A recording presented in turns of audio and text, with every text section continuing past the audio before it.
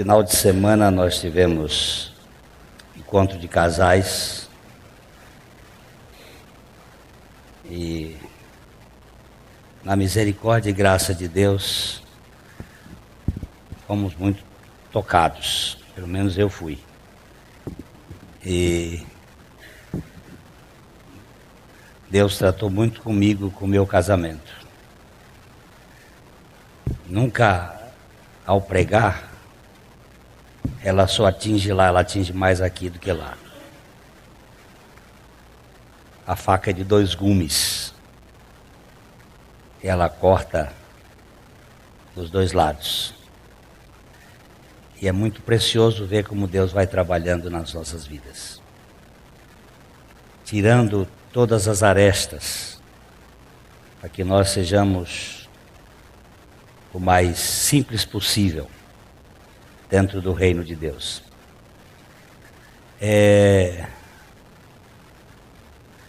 O ministério dessa igreja, hoje ele é mais forte fora do que dentro. Há algumas críticas pelo ministério dentro, mas há muitas alegrias pelo ministério fora. Eu tenho aqui alguns dados que me surpreendem. O nosso sistema de comunicação já passa de 100 mil pessoas que estão conectados. Isso não é para ficar orgulhoso, é para intercessão da igreja, porque a luta é grande quando as coisas começam a acontecer. O programa Café em Fé já teve mais de 8 mil contatos diretos com o nosso Face. Mais de 40 países estão assistindo esses programas. Então o diabo não fica satisfeito. Quando se prega o evangelho, pregar a religião para o diabo tá bom. Dizer que Jesus morreu por nós, ele nem se importa. Mas dizer que você morreu com Jesus, ele fica bravo. Ele levanta para tentar fazer tudo que pode. Porém, a palavra de Deus prevalece. Ainda que, todavia, nós vamos continuando na mesma toada de sempre. Não temos nada novo, mas temos a novidade do evangelho de cada dia. E essa novidade faz a diferença. Eu tenho um irmão hoje aqui, eu não sei onde ele está, do estado de São Paulo, o Elton. Cadê o Elton? Vem cá, meu filho. Esse aí é produto do evangelho, da graça de Deus pela internet. Ele e a família dele, Deus tem tocado, né, meu filho? Ele tem sido arrancado da religião, que não tem microfone, mas ele vai cantar. Atrás tem um trocadilho de Emílio de Menezes, quando ele foi assistir um teatro lá no Rio de Janeiro, e sentou na frente dele uma mulher com um chapelão bem grande. Ele bateu no ombro, ele estava com Olavo Bilac e mais um outro poeta. Ele bateu no ombro dela e disse: atriz atroz, atrás a 3. Só faltou o U. Mas o Elton, ele também é um restaurado da religião perversa, maligna, infernal, feita na Babilônia, que faz do homem um carrasco do inferno para botar peso nas costas das pessoas. E ele, como é que você descobriu a mensagem do evangelho aqui? Nós fomos descobertos, na verdade, porque a gente passava preso, né, na religião mesmo, né, num sistema religioso. E no começo da caminhada, eu tinha recebido esse evangelho. E isso ficou no meu coração. E conforme houve trocas de pastores, a coisa mudou e a gente não estava conseguindo conciliar, porque não há conciliação entre o evangelho e a religião. E aí eu fui visitar um pastor que é meu irmãozaço até hoje, amigo que mora em Minas Gerais. E eu falei para ele da situação. Ele falou: olha, eu vou te falar uma coisa, eu tenho me alimentado neste local aqui. E aí ele nos deu um site, né? Era www.palavradacruz.com.br. E aí eu continuava lá na comunidade, que eu fazia parte, e ouvia as pregações durante a semana. E Deus começou a trabalhar um bálsamo tremendo no coração, de você não estar sozinho, porque a gente às vezes tem essa ignorância, né, de achar que a gente está sozinho, né, porque era uma luta muito grande você estar dentro de uma comunidade onde não se prega mais o evangelho, né, onde só se prega a religião mercantilista, né, isso é terrível. E o Senhor foi transformando a nossa vida, a gente foi ouvindo, até que eu passei para na época ela era minha noiva, hoje é minha esposa Mônica, ela também começou a ouvir. E o Senhor veio transformando a nossa vida e nos tirou de lá, graças a Deus. Hoje Ele nos concede vir para cá, em alguns momentos, para ter comunhão com vocês.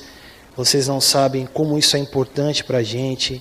Eu e a minha esposa, a gente se sente amado por Jesus através de vocês, pelo trabalho que o Senhor tem feito na vida aqui desta comunidade e que tem transformado não só a nossa vida, porque a gente já tem falado disso para outras pessoas que também estão muito feridas e machucadas, e o Senhor também tem tocado na vida delas, né? E é graças ao Senhor que tem trabalhado na vida de vocês e, consequentemente, tem manifestado a vida dele e trazido para a gente essa graça e fazendo com que a gente também faça parte, né, desse trabalho do Senhor na humanidade, né? Isso é maravilhoso.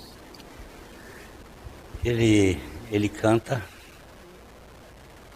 tem um ministério de louvor e ele vai cantar um cântico que foi composto lá pelos anos de 1700 e um pouco, que é um dos mais antigos, o mais cantado cântico que já se cantou na história da humanidade. Amazing Grace, a graça eterna de Jesus, que liberta escravos, que libertou o escravagista John Newton e tornou ele um filho de Deus. Deus te dê graça.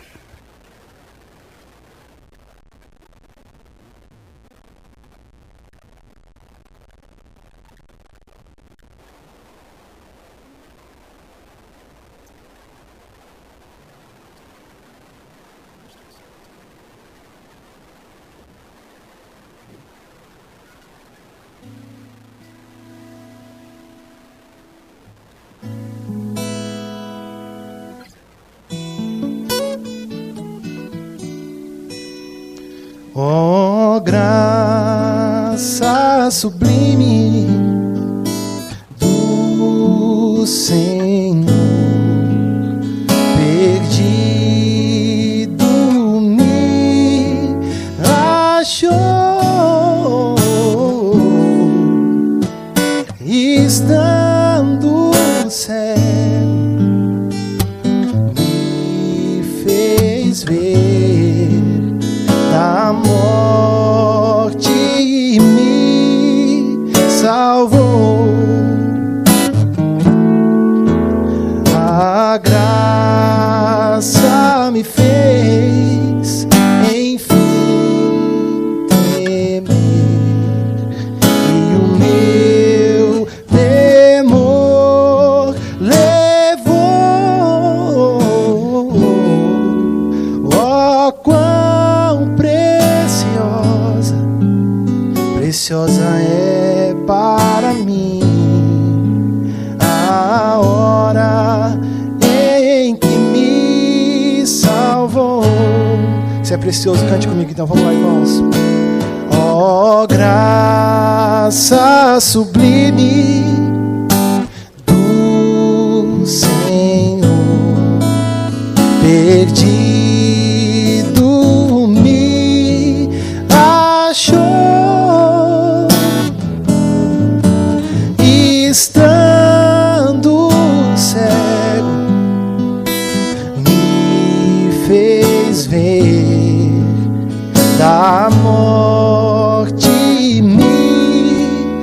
salvou. A graça me fez, enfim, temer, e o meu tremor levou. Oh, quão preciosa, preciosa é para mim a hora em que me salvou. Oh, quão preciosa, preciosa é para mim a hora em que me salvou.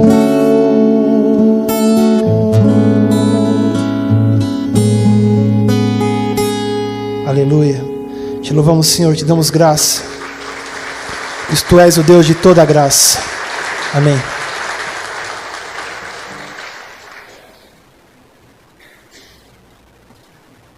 Preciosa é essa graça. Graça que não sonega a libertação.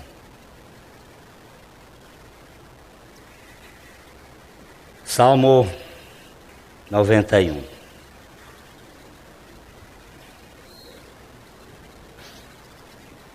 Salmo 91. 1, 2 e 3, 3, 3, 3, 3, 3, 3, 3. A gente não tem andado muito, porque este salmo, ele tem algumas possíveis discordâncias quanto à sua autoria. Uns acham que foi Moisés, outros acham que foi Davi, alguns acham que foi outro compositor. Eu, preferencialmente, acredito que tenha sido Moisés. E ele fala desse lugar seguro, o lugar de proteção eterna, que é debaixo das asas soberanas de nosso Deus, do nosso El Shaddai. Vamos lá, meu irmão Valdir. O que habita no esconderijo do Altíssimo e descansa à sombra do Onipotente, diz ao Senhor: meu refúgio e meu baluarte, Deus meu, em quem confio. Pois ele te livrará do laço do passarinheiro e da peste perniciosa. Ô Pai querido, dá-nos a graça de crer na Tua palavra. Dá-nos o privilégio de poder ter o Teu Espírito Santo como o arrimo da nossa fé. Em nome de Jesus.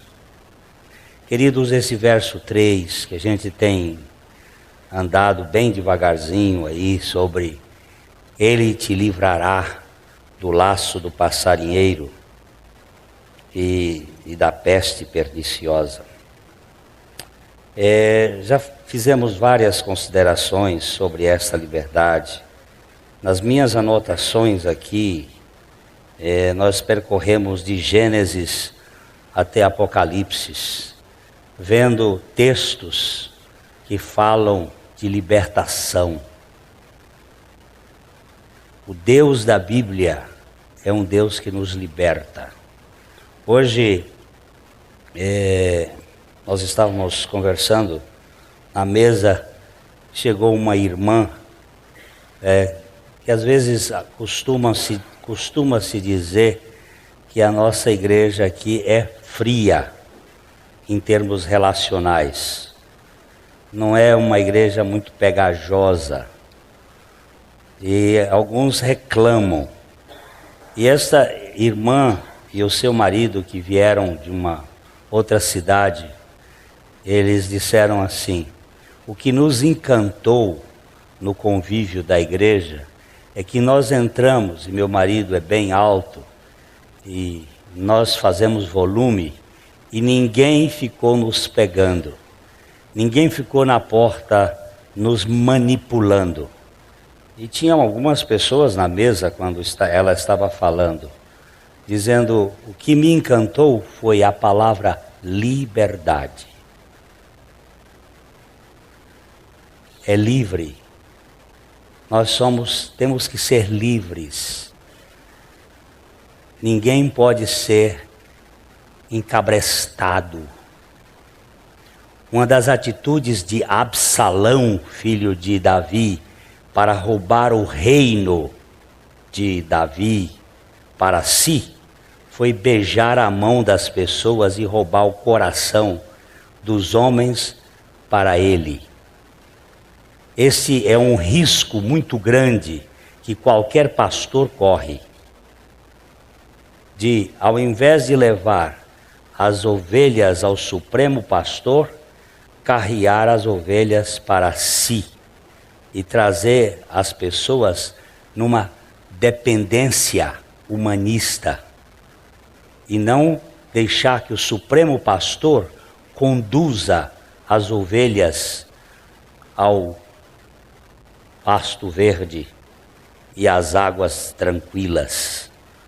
Nós não podemos usar métodos que venham roubar a centralidade de Jesus Cristo, porque Ele é que é o pastor supremo da igreja, e é Ele que merece toda a glória e toda a honra. Então, existem emboscadas que tentem nos prender, e nós precisamos ser livres, libertos. Eu tenho apreciado muito esse texto que está em Colossenses, capítulo 1, versículo 13. Colossenses 1, 13.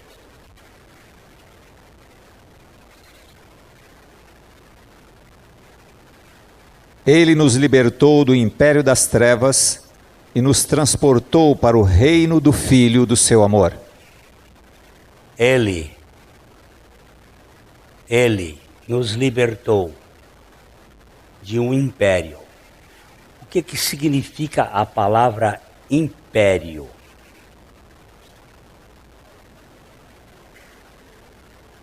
Qual é a diferença entre império e reino?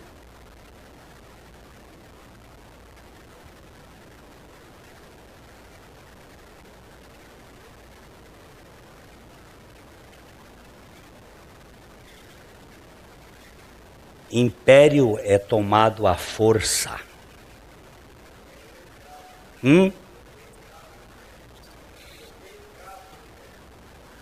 O império, você é escravo, ele é tomado à força. O reino é por sucessão.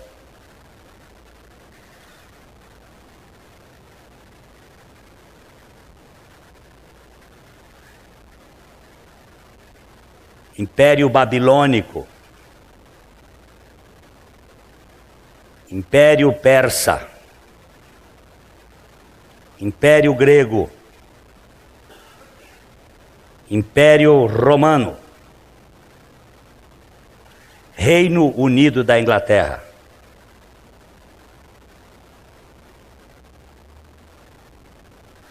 Império é no massacre, é no autoritarismo, é na força. Imperativo. Ele, o Senhor, nos libertou livres de quê? De um império, de quê? De trevas. Esse império das trevas começa na Babilônia, no sentido universal da manifestação, mas na verdade ele começa no jardim do Éden com a serpente, com as mentiras. Mas na Babilônia, nós já vimos aqui, ele começa com Nimrod, o filho da Samiramis, ou marido da Semíramis, o Deus conquistador de almas ou caçador de almas, que leva as pessoas para Calné. Calné é a fortaleza de Anu, ou a fortaleza do Deus das trevas.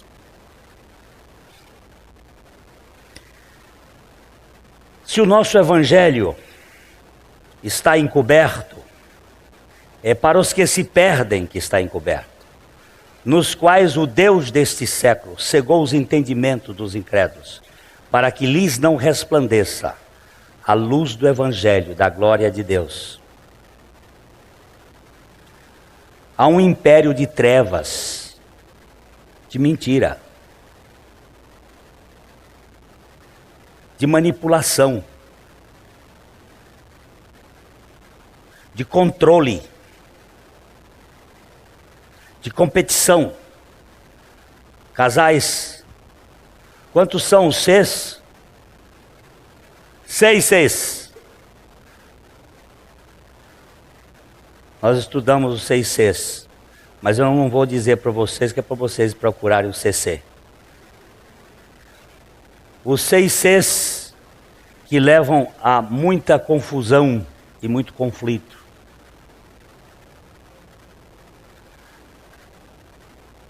Este império dominante, dominador,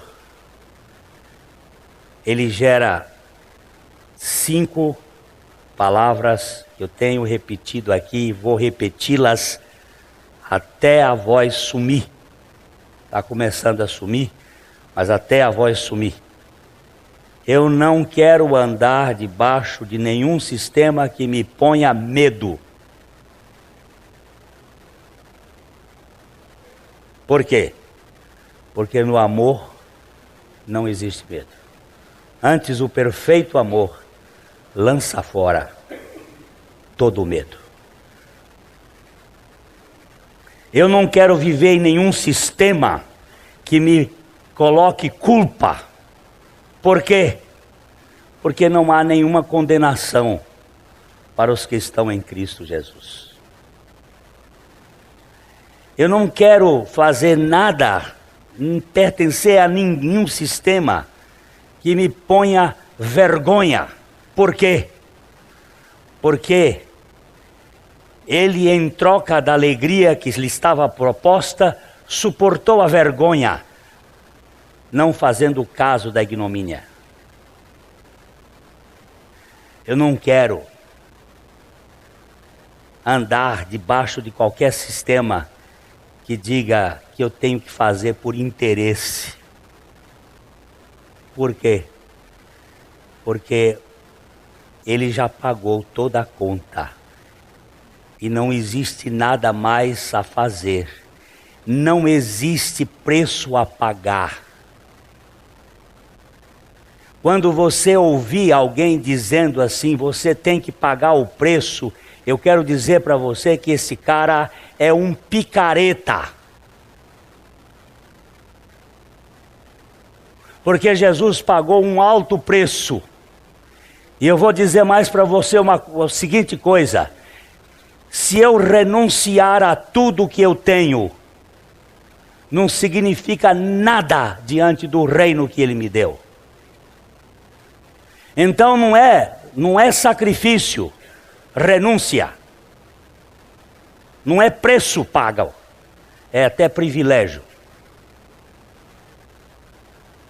Volto a contar a história do senador romano que foi perante o imperador, e o imperador chegou para ele e disse o seguinte: você agora se tornou cristão, mas eu posso infelicitar a sua vida. Eu posso pegar você agora e tirar todos os seus bens. Ele disse: quais os bens? Os seus. Ele disse: eu não tenho nada, eu sou um peregrino aqui na terra.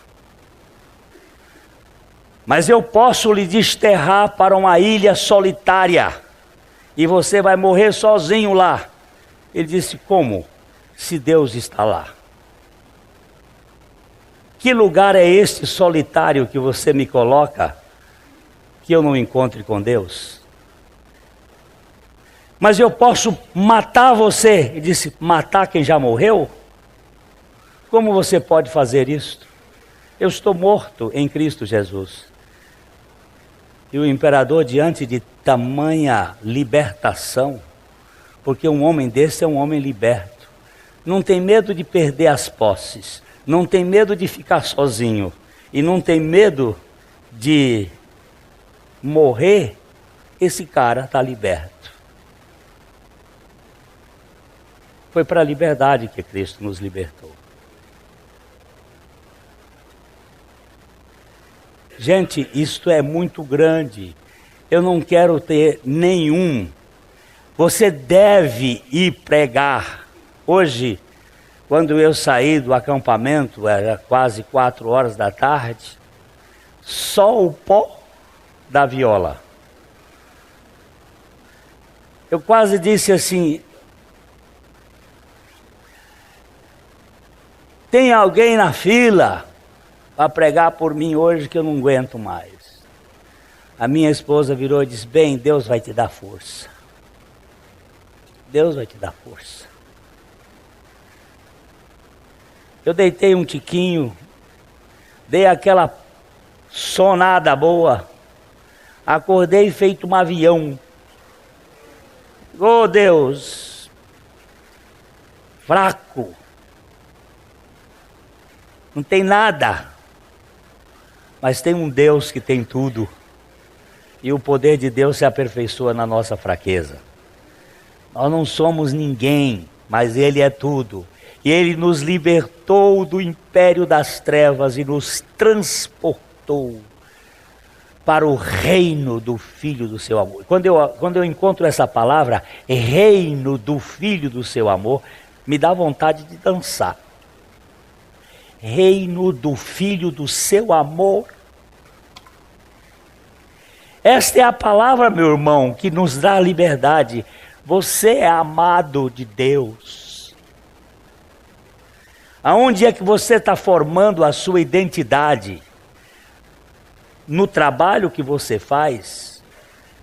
Nos bens que você tem? Nos conhecimentos que você adquiriu? Tudo isso é importante, não estou desfazendo não, mas isso tudo vai ficar aqui na terra.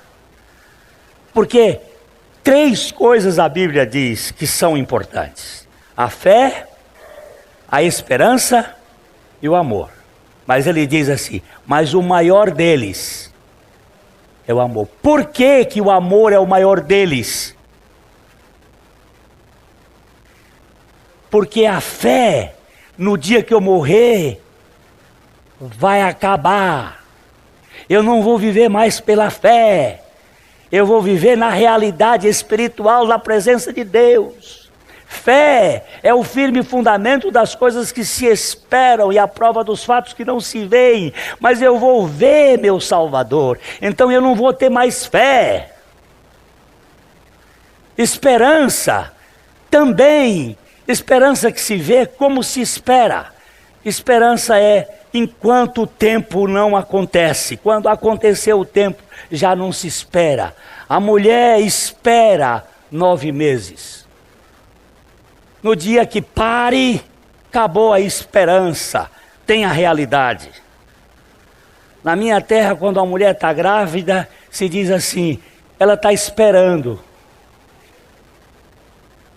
No dia que nasce, é a realidade. O que eu vou fazer mais com esperança no céu? Acabou. A fé, a esperança e o amor. Mas o amor nunca acaba. Paulo diz, o amor nunca acaba. Eu estou falando de amor, gente.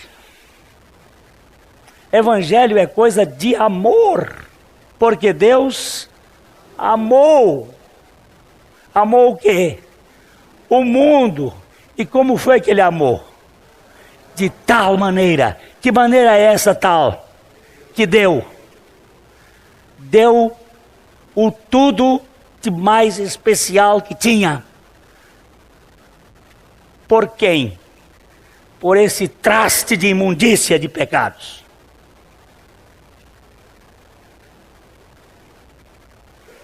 Foi muito gostoso conversar com aquele casalzinho hoje de manhã, num intervalo assim, rapidinho. Aquele papo que a gente dá.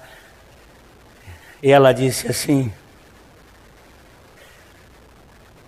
eu tenho tido alguns pensamentos ruins a respeito de Deus.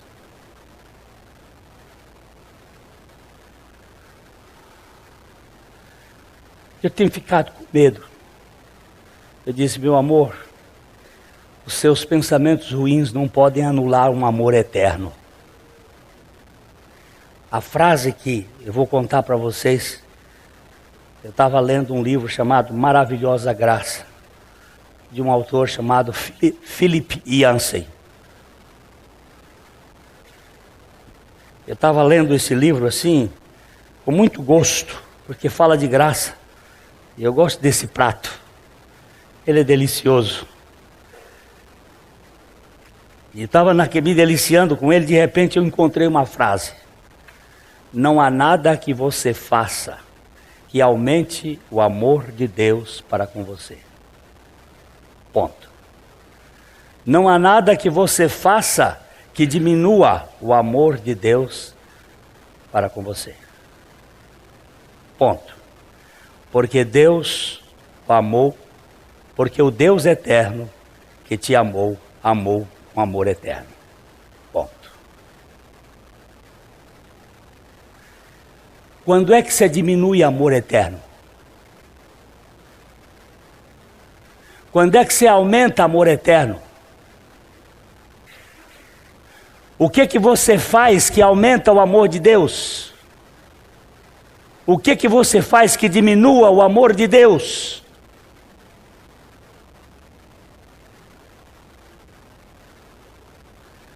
Onde é que você está com essa ideia? Onde foi que você aprendeu essa ideia?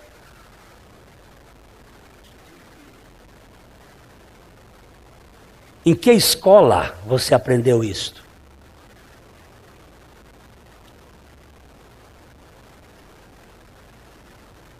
Será que é Jeremias 11:3? Ou é 31:3?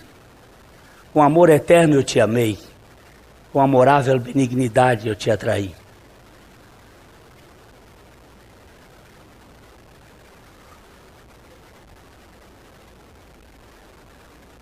De longe se me deixou ver o Senhor dizendo: com amor eterno eu te amei, e por isso com benignidade te atraí. Ô Valdir, que tamanho é esse amor, Valdir? Eterno. Eterno. O que é eterno, meu irmão? Por favor, eterno. O que é eterno?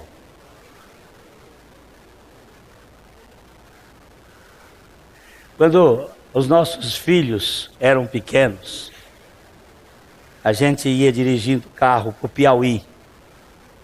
Você imagina numa Belina 1. Depois até o irmão Joaquim me comprou essa Belina, depois de 12 anos. Até uma nasceu, nós compramos a Belina. Quando ela tinha 12 anos, eu vendi a Belina para ele. E ela ainda ficou, ele passou a Belina para Irene. E ela viveu mais não sei quantos anos, bem uns 20. Você imagina naquela Belina 1, aquele motor de enceradeira, para ir para o Piauí. 3 meninos dentro. Aqueles meninos querendo fazer coisas. Aí a gente começava a contar carro. Naquele tempo a gente dava para contar. Hoje não dá para contar mais, porque os bichos não deixam a gente nem andar. Você conta caminhão, eu vou contar Jeep, o outro ia contar Fusca, e ia contando. Aí quando cansava de contar carro, contar isso, contar aquilo, aí, eu amo você. De que tamanho? Eu amo você do tamanho de um pneu. Aí eu amo você do tamanho de um um caminhão. Eu amo você. Aí eu dizendo, aí quando chegava uma hora lá, um dizia assim, eu amo você infinito. Aí acabava a brincadeira. Não tinha mais brincadeira, porque chegava no infinito. Não está para encolher, não está para aumentar. Você me ama quanto? Quanto tempo? 1 ano, 2 anos, 3 anos, 5 anos, 10 anos? A vida toda. Até a gente promete os noivos dizerem assim, até que a morte os separe. Aí os pobrezinhos dizem. Aí depois o marido morreu. A viúva ficou. De repente ela morre e vai para o céu. Chega lá, se encontrou. E ele diz, meu bem. E ele diz, até que a morte nos separasse. Assunto encerrado. Foi só lá. Aguentou todo o tempo lá. Agora não tem mais jeito. Agora eu lhe pergunto, amor eterno, meu irmão. Amor eterno é quanto? Quanto é que amor eterno aumenta? Quanto é que amor eterno diminui?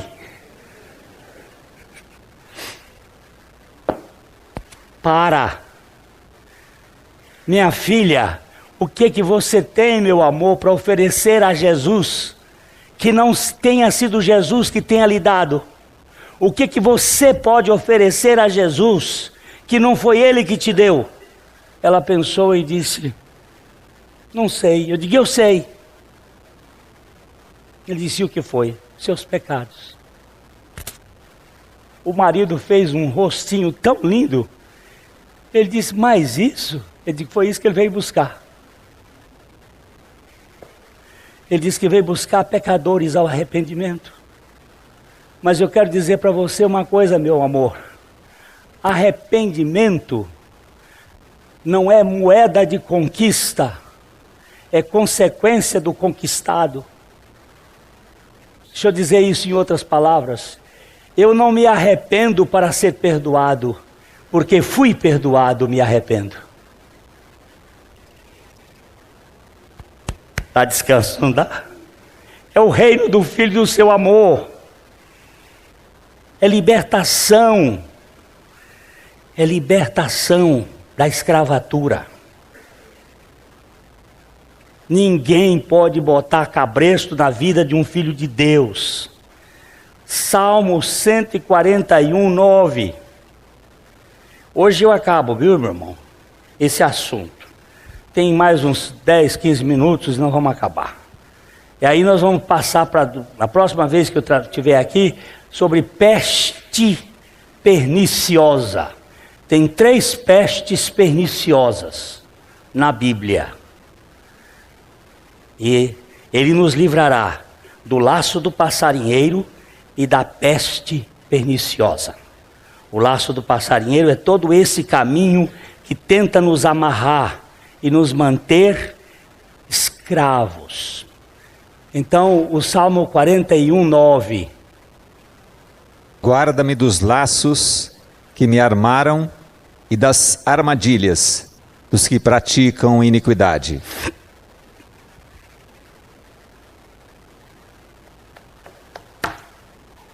Isso aqui é um negócio, eu não vou contar as coisas que eu disse que eu vou acabar hoje, senão eu tinha que mexer muito nesse assunto aqui, que aconteceu comigo no Hotel Nobile em 1976, e que eu encontrei o ano passado no Paraguai. Meus irmãos do Paraguai que estão lá naquele congresso de pastores, o genro do pastor Jack Schisler estava me confirmando o que Deus havia dito através dele em 1976, que ele disse para mim assim: nenhuma armadilha lhe prenderá, porque eu tenho dirigido os teus passos para onde eu te mandar.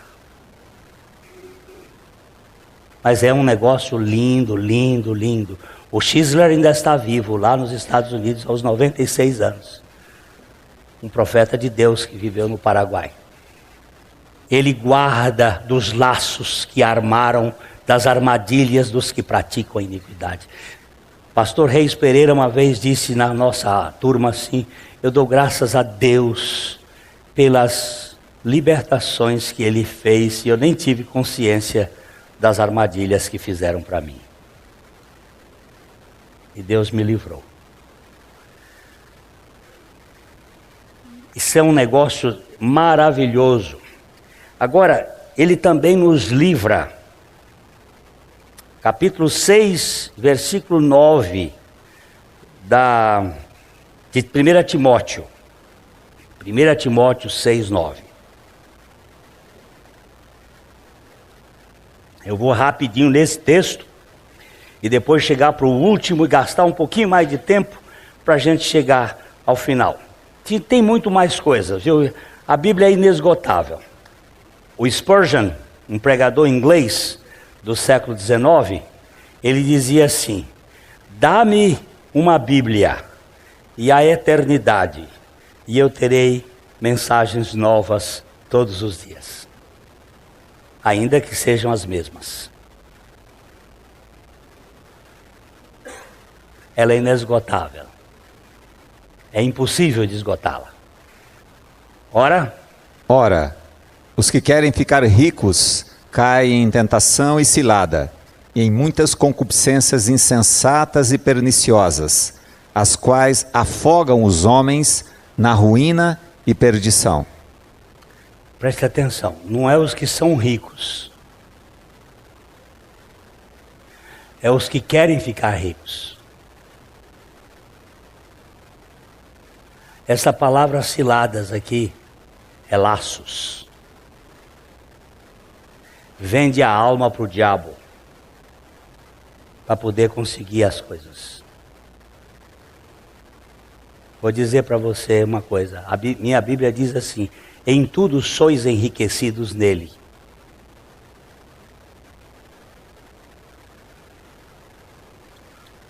Eu estava falando para uma querida essa semana, a maior riqueza do mundo é o contentamento.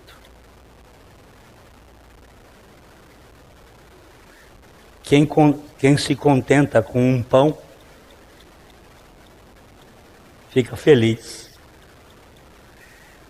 O fato é que algumas pessoas não se contentam com o pão que tem, e aí querem o bolo do irmão.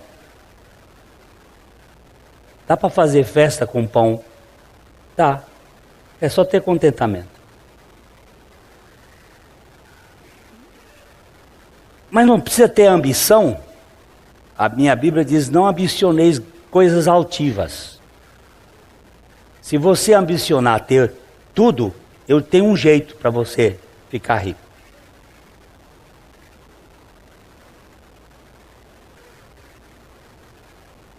Qual é o jeito? O pai morreu. Ele era muito rico. Rico. Só tinha um filho. O filho está rico, não está? Não. O pai deixou um testamento. E o testamento dizia: de todos os meus bens, você pode escolher um.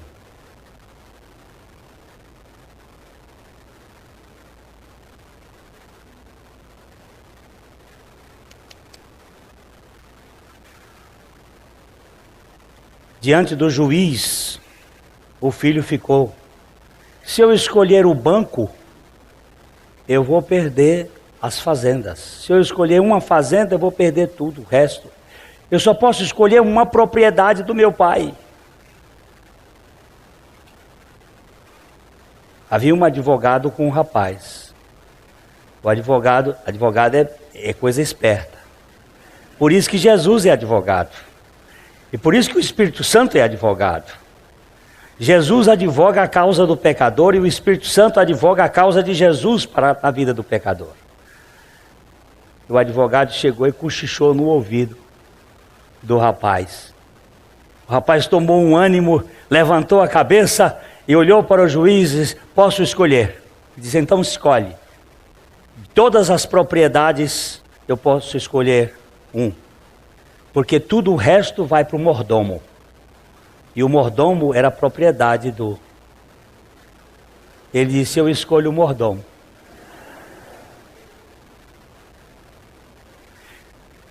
Essa é uma ilustração.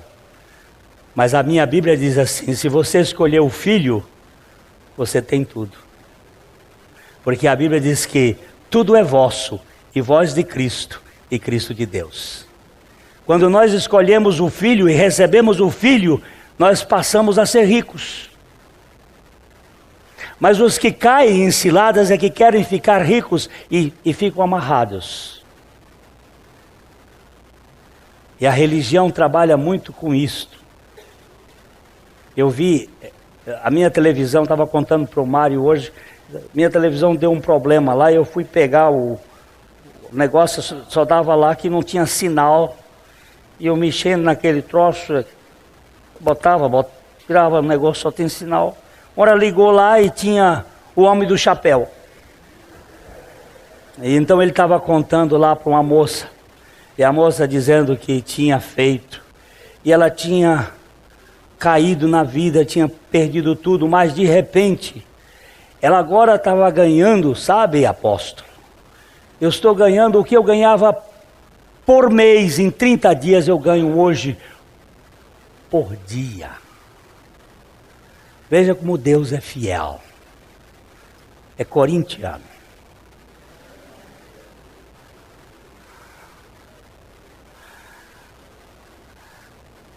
E aqueles homens de Deus que foram pobres e eram ricos?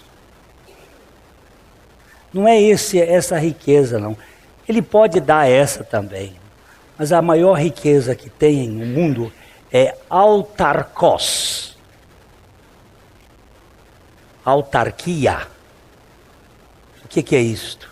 É aquele que tem no contentamento o tudo.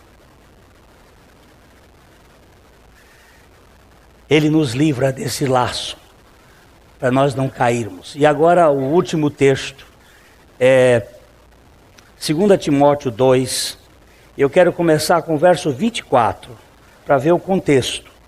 24 a 26. Ora, é necessário que o servo do Senhor não viva a contender, e sim deve ser brando para com todos, apto para instruir,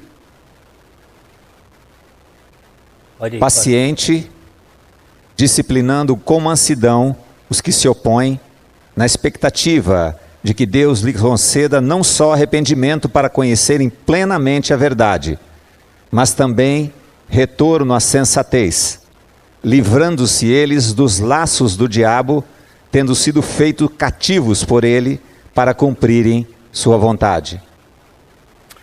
Agora eu vou gastar um tempinho aqui rapidinho, mas vamos voltar para o versículo 24. É necessário que o servo do Senhor não viva a contender. Não pode um pregador, um pastor, ficar discutindo doutrinas, contendendo com os que se opõem. É importante que ele saiba ficar no seu canto, calado por muito tempo. Não é necessário que o servo do Senhor não viva a contender. Ele está explicando isso para Timóteo, filho na fé. Jovem pastor, não entre em contendas, não entre em discussões, não entre em problemas de choques doutrinários. E sim deve ser o quê? Brando. Brando não significa que ele não seja firme. Firmes na verdades que não podem ser negociadas, mas brando significa que tenha um coração capaz de entender as diferenças. e as rebeldias das pessoas. Brando para quantas pessoas? Aí ele usa uma palavra apto para ser pedagogo. O que é pedagogo?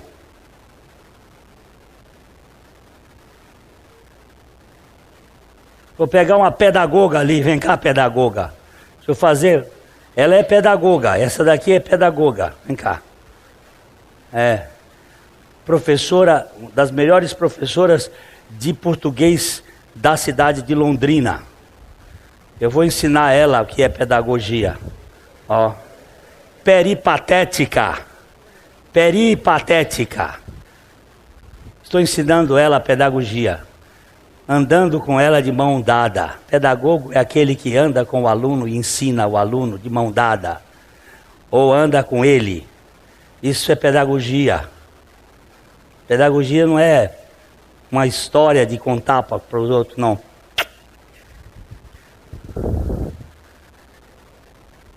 Paidia, criança andando com ele. Instruindo.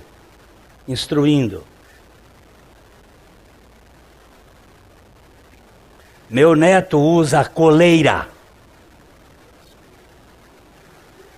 Meu neto é um pug. É um cachorro.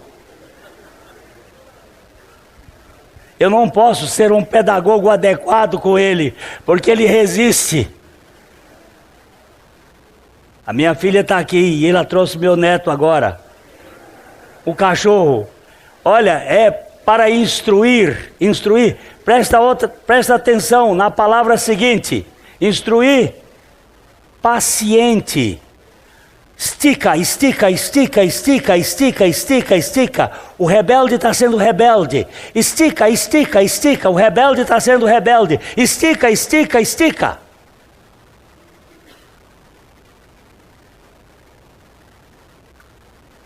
Tem paciência. Seguinte. Disciplinando. Ah, mas tem disciplina. Tem, disciplinando. Com mansidão. Caráter de Cristo. Mansidão é diferente de humildade. Deixa eu ver se você faz a diferença de mansidão e humildade. Humildade é o quê?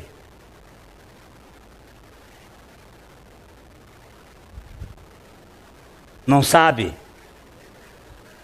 Humildade é isso aqui. Mais perto do chão. Não cai. Humus. E mansidão é o quê? Um cavalo bravo que tem a mesma força e agora você monta e ele não faz nada. Significa força controlada.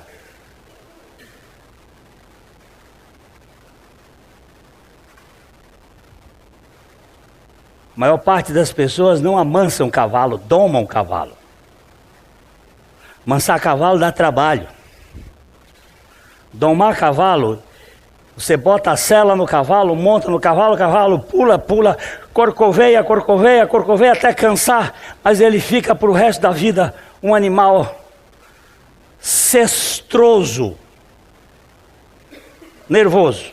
Amansar você começa dando milho para o cavalo, ele foge, você vai, até que ele fica, você bota a sela, ele não dá um pulo, não tem, manso. Toda aquela força que ele tinha antes continua nele, mas agora está sob controle. Uma criança monta, vai. Mansidão é caráter de Cristo. A mansidão está ligada não ao ser, mas ao ter. Vou contar mais uma vez a história da mansidão daquela moça que eu jantei na casa dela em São Paulo. Há many years ago, faz tempo já. Dirigindo o seu carrinho, veio um carro por trás e pá! Ela desce do carro, o rapaz desce também, engravatado, todo bonito. tem um escritório grande de São Paulo, no seu carrão, amassou o carro dela, ela sai do carro, começa a rir, disse: viu o que você fez com o carro de Jesus? O cara olhou para ela e disse: carro de quem? Carro de Jesus. Tem tanto doido no mundo hoje. E ele ficou: que história é essa? Ela disse: não, eu não tenho nada, eu só sou mordomo nesse mundo. Esse carro é do Senhor Jesus Cristo. E você está rindo assim porque... zangar, fale o quê? Mas espera, vamos... Não precisa chamar trânsito não, vamos chegar aqui para o lado. Você pode levar lá e conversar. Trocou o cartão, entregou para ela.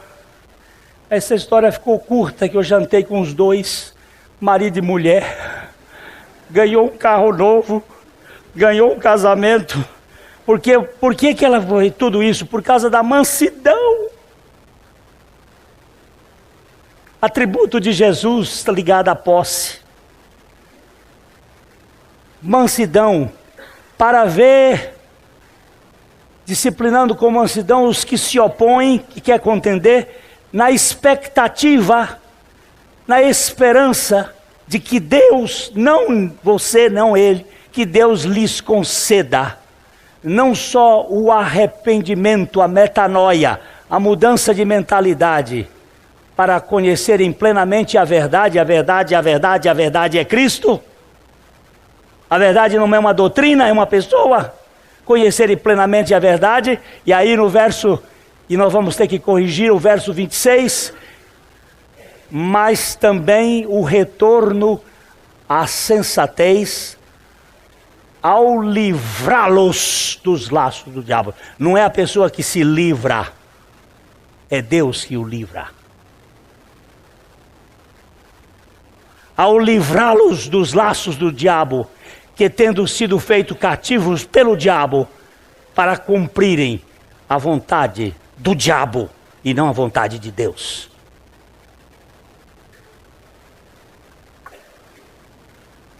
E aí Deus vai e quebra o laço do passarinheiro. Diz: eu quero meu filho liberto.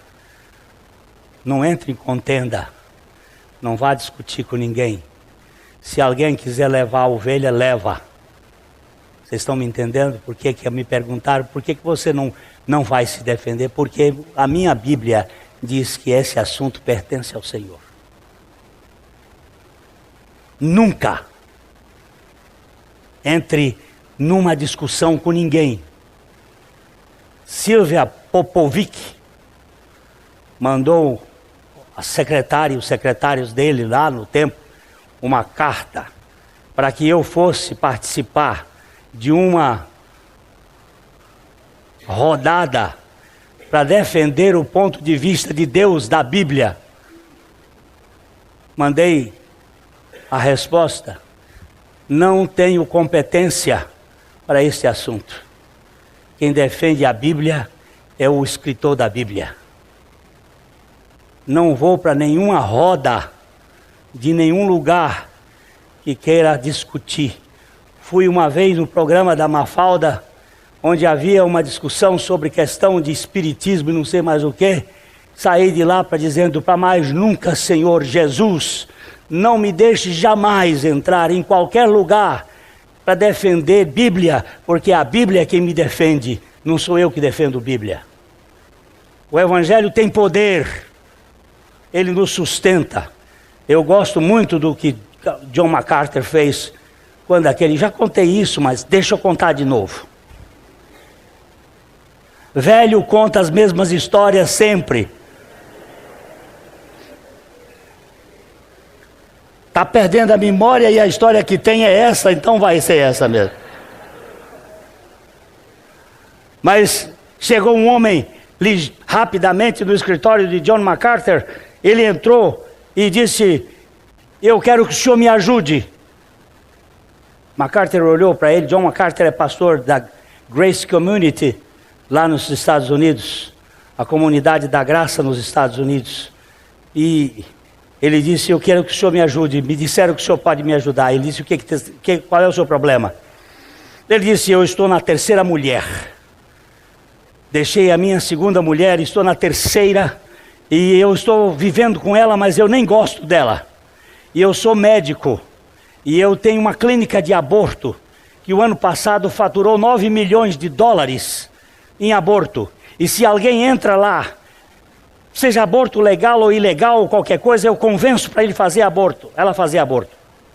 E se vocês não sabem, muito maior do que o crime, como é que se chama esse do judeu?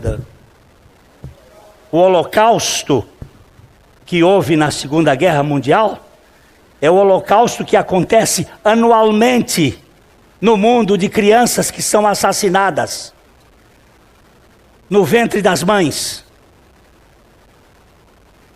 E crianças que são geradas para serem oferecidas a Satanás. Nesse país do Brasil e nesse mundo que nós vivemos, debaixo das autoridades do poder.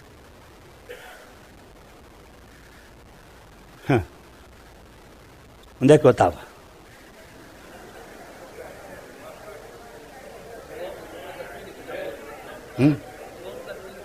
O homem estava lá desesperado. MacArthur olhou para ele, querendo ajuda. O MacArthur olhou para ele e diz assim: você procurou a pessoa errada. Eu não posso lhe ajudar.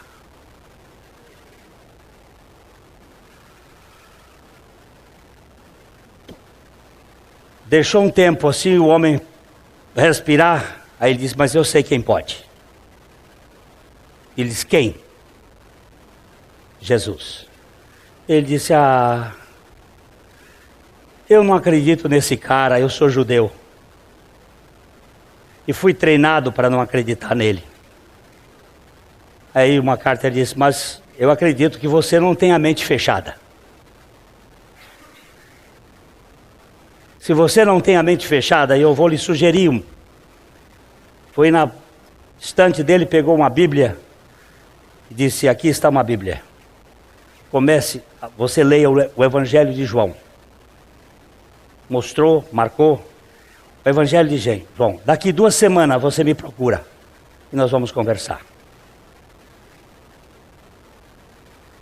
O homem foi embora.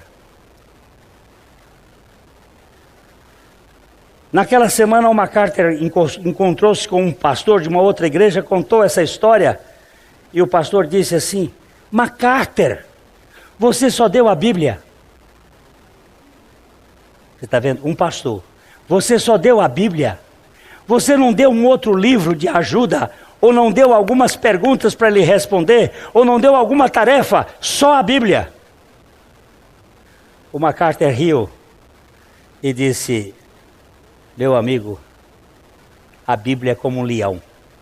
Você abre a jaula e solta, e ele se defende sozinho.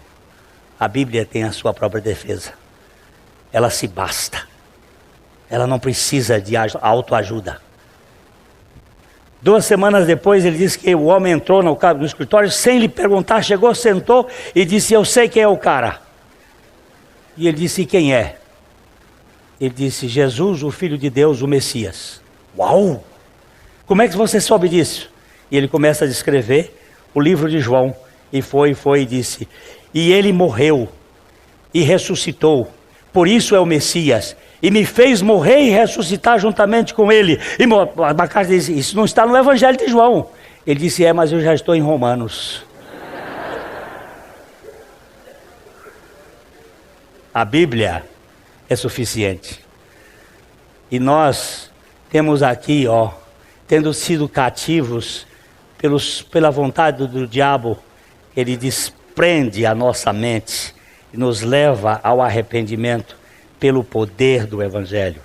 Ele nos liberta dos grilhões do caçador e nos faz livres, porque foi para a liberdade que Cristo nos libertou. Meus irmãos, se você tem algum sistema que lhe prenda,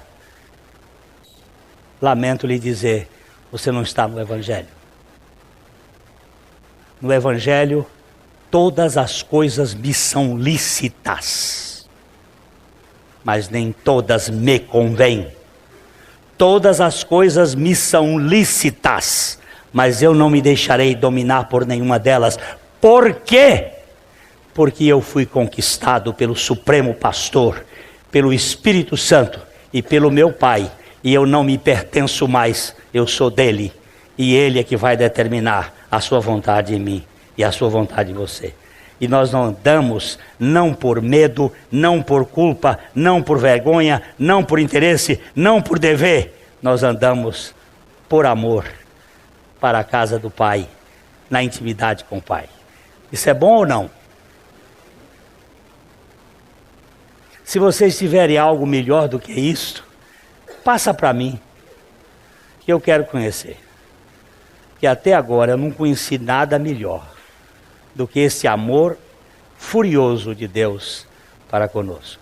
Por isso, quando o Elton cantou aqui esse velho hino, eu era escravo, mas agora sou livre. Eu era cego, mas agora eu vejo. Eu estava morto, mas eu fui revivido. Eu estava perdido, mas eu fui achado. É isso que John Newton disse com muita propriedade a respeito do que é liberto do laço do passarinheiro. Que Deus nos dê graça a continuar. Para frente nós vamos ver na próxima vez as 3 pragas que ele também nos livrou. As 3 pestes perniciosas que impedem que a gente tenha uma vida mais flutuante, mais leve. Você poder viver sem peso.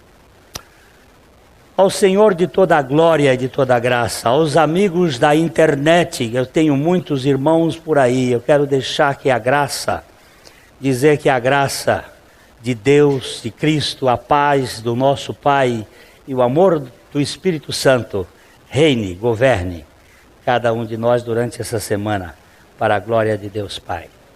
A mensagem que você acabou de assistir faz parte do Ministério de Comunicação Palavra da Cruz. Temos um grande acervo de estudos bíblicos em áudio e vídeo. Distribuímos também gratuitamente o jornal mensal Palavra da Cruz. Entre em contato conosco pelo fone 0 operadora 43 3372 8900 ou pelo e-mail livraria@piblondrina.com.br.